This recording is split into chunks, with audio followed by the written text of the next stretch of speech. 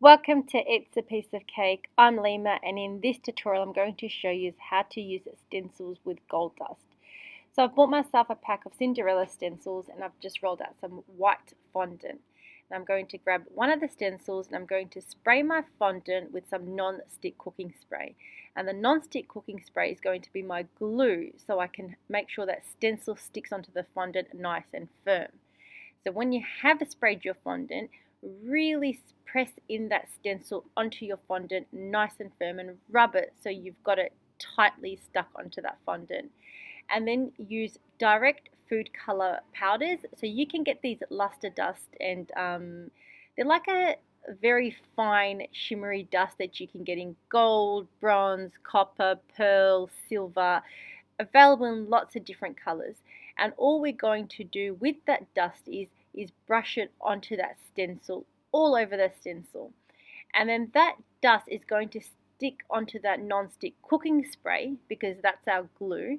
And then when that dust dries up, it gives you a really nice finished surface of the gold dust onto that fondant.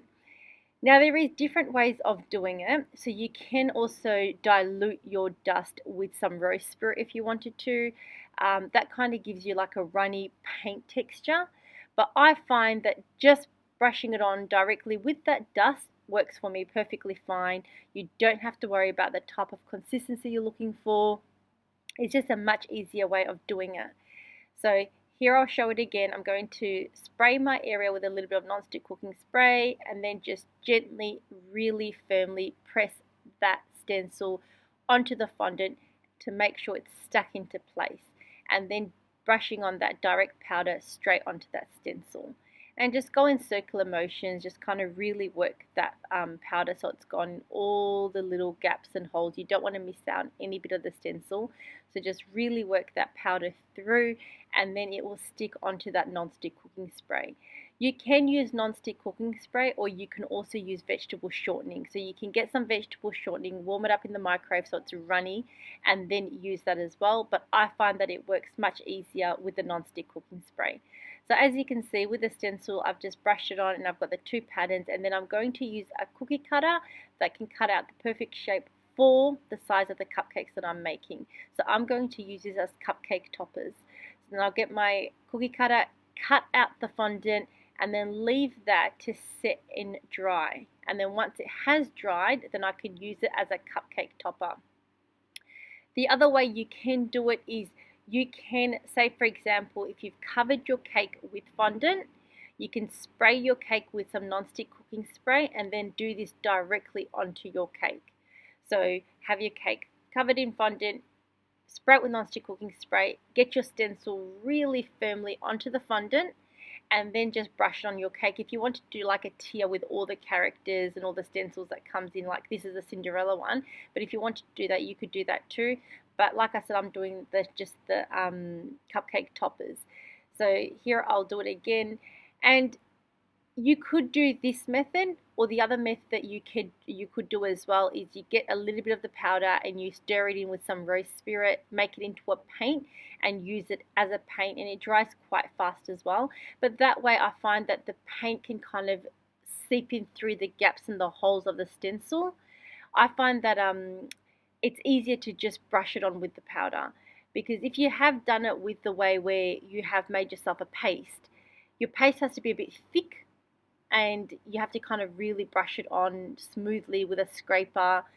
There's a lot of little bits that you have to kind of perfect doing it that way, whereas this way it's very easy to just practice. So you could practice just like this. So you can roll out yourself a piece of fondant, get a stencil, spray it, and just do a few practice shots and see how you go with. Now I do have quite a few tutorials where I have used stencils.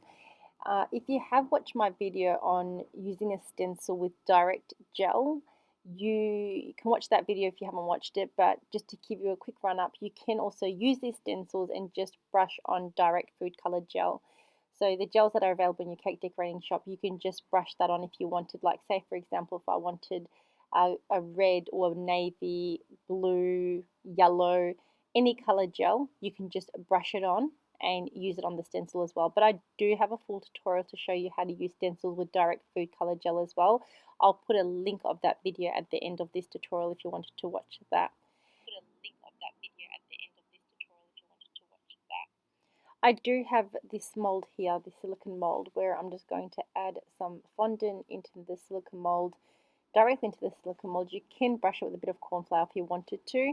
And all I'm going to do is with this little kind of strip of fondant, I'm going to add it as a border, as a frame around each of my cupcake toppers, and that's just going to give me a nice little finish. You can do that if you wanted to. Lots of silicone molds you can use just to give it a little trim, like a little border. You can use pearl molds. I've got lots of silicone molds that can give me a nice border, so all I'm going to do is brush the silicone mold. You don't have to brush every single silicone mold with with corn flour. Some just don't stick. This one doesn't really stick, but I just added the corn flour just to show you how easy it is to use these silicone molds, and then pop your little piece of fondant out. And this is just going to finish off my cupcake toppers nicely. And again, I'm going to brush it with a little bit of powder.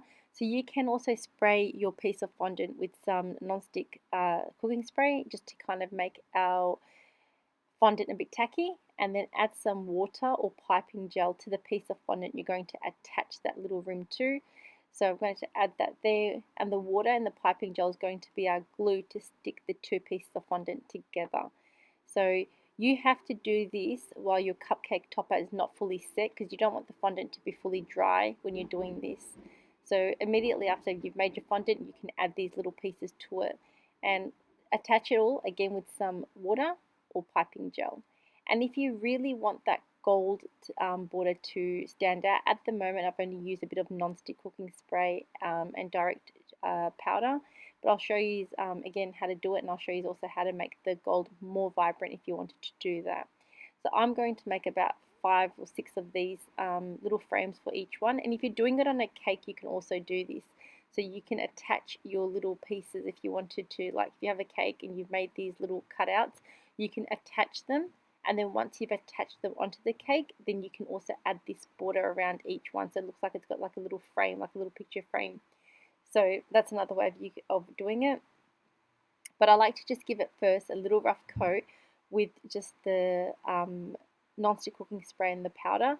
But on actual fondant, if you wanted it to be more of a vibrant kind of gold, if you're not happy with that shade of gold, you can also get your powder, dilute it with a bit of rose spirit. Now the rose spirit I get is available in my cake decorating shop, and all you do is you mix the powder with the spirit, and it gives you like a paint or a gel consistency. That's what you're looking for.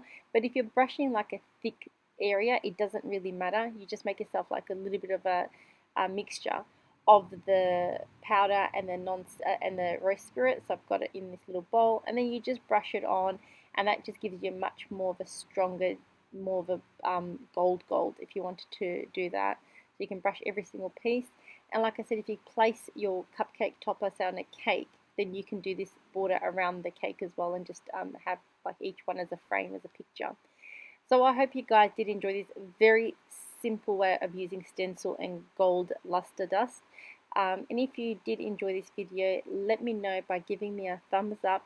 Thank you so much for watching. Take care, and bye for now.